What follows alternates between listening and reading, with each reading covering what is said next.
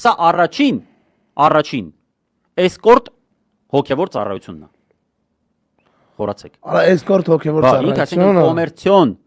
հիմքերով, չունենալով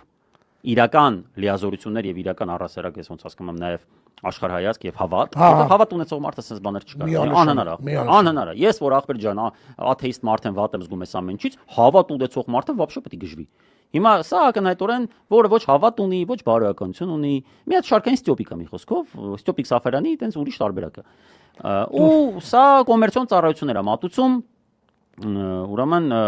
դերասանական փաստացի բան է, հա, ինքը հագնում է։ Այդ շորերը բան դերասանական, դա ատրիբուտիկա է, դա բան է։